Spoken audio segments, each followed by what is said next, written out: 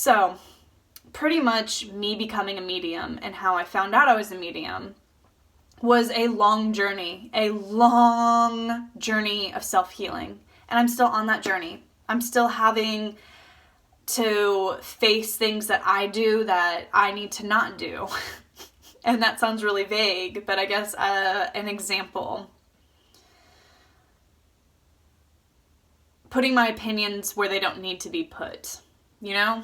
Like, sometimes when people are venting to us, we want to tell them how to handle the situation and what they should do, when really, sometimes we just need to be a listening ear. And that is a big lesson that I have been learning, is to just kind of, let people do what they need to do. But there's a difference. Like, if someone's being like, they're gonna like ruin their relationship, like say like they're about to like go cheat on their spouse, that's when you grab your friend and say, what are you doing? So it's just like finding that fine line of letting people live their lives and, doing what makes them happy, but also being a friend and knowing when, like, you should say something. If I'm being real honest, I'm fighting uphill battles. I can't seem to find the right light, 'cause I've been living in the shadows. I went looking for attention in all the wrong places. I was seeking recognition, but all I got were these cages. Whoa.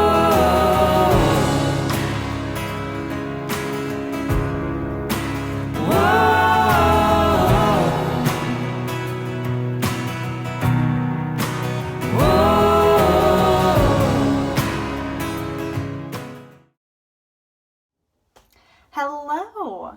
So today I'm going to share how I found out that I'm a medium. Pretty much 7, 8, maybe even 9 years ago, I was in a very, very low place in life. I didn't love myself, I didn't have good self-esteem, and I wanted to die. I did. And I remember clear as day laying on my bed, and I just was so upset with life. And as I was laying there, I all of a sudden saw a vision of a tree. And this tree went through all 4 seasons. And at the end of it going through all 4 seasons, like winter, spring, summer, autumn, after it going through all the seasons, clear as day, a thought popped in my head. But it wasn't my thought. And I remember thinking that. I'm like, I didn't think that. That's weird. So I talked back to that thought. And then I started to figure out that I was talking to God.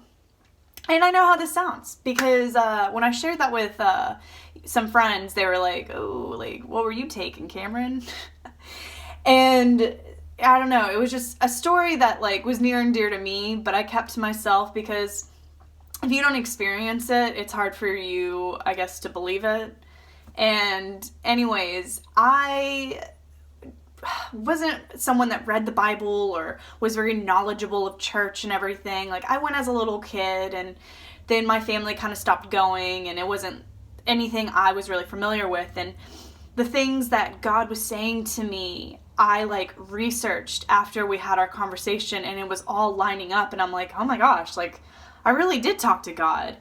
But you would think like, oh, this whole like situation would like change me. I was so, you have to do the work. You have to want a change in your life. And I think at that point in my life, I didn't understand and I wasn't ready. But God knows the beginning and the end and the middle and the everything. And so that was just the beginning of my, I guess, adventure with him. But we didn't talk for probably a few more years. I would always pray, like standard, like, oh God, like I really want this and this and this, like please, that, like I would pray, but not like a conversation that you would have with like your brother, your mom, your boyfriend, your girlfriend, your wife, your friend, your aunt, like having a relationship. And I didn't think that you could have that with our Creator. So anyways, fast forward a few years, and I'm just kind of doing life. Pretty much in the conversation, though, that I had with God, I begged him to take me. I told him, I was like, I am not happy here. Like, thank you, but please take me. And he told me no. And I asked again, please just take me. Like, I don't want to be here. And he told me, you have a purpose. And I was mad. I'm like, what? And it's funny because it now all makes sense to me. And pretty much my purpose in life is I'm a guide. I pretty much found how to be okay when everything doesn't feel okay. And I've tapped into my spiritual gifts, and I am still learning. I'm still growing, and I'm still tapping into more new things, and they're exciting and they're not scary, and we are always protected. And I've posted several times from Matthew, seek and you will find, knock and the door will be open to you.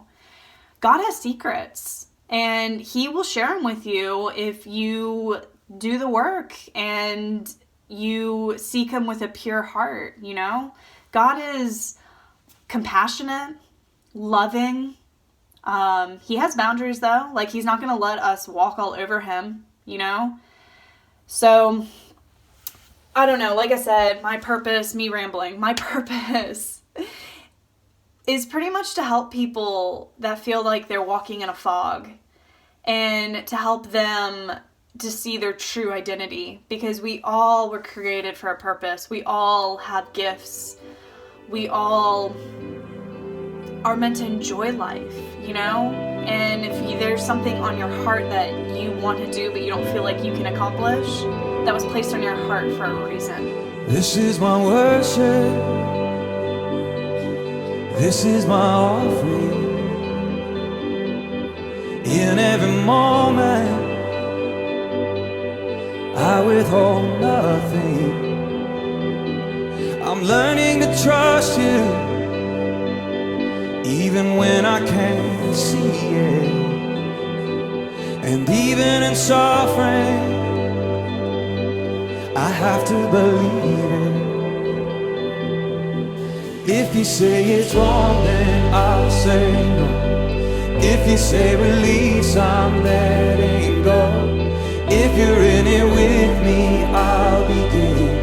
And when you say to jump, I'm diving in. If you say be still, then I will wait. If you say to trust, I will obey. I don't wanna follow my own way. I'm done chasing feelings. Spirit, lead me.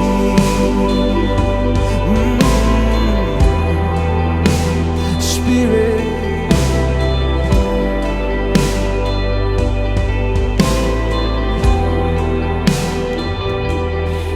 Like a burden, the words I could grasp it. You took me further than I was asking. Simply to see you is worth it all. My life is an altar. Let your fire fall. If you say it's wrong, then I'll say no. If you say release, I'm letting go. Pretty much, the Bible is not to be taken literal. It's a guide.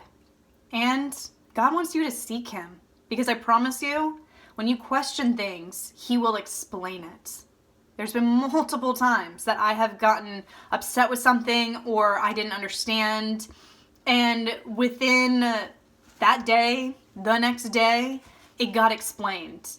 And that's why you just got to be open. You have to have an open mind and an open heart, because God will speak to you through many, many ways.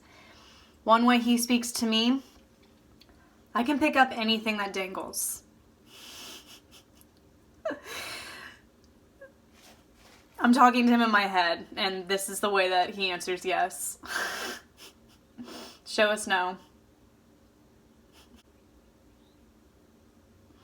Stop.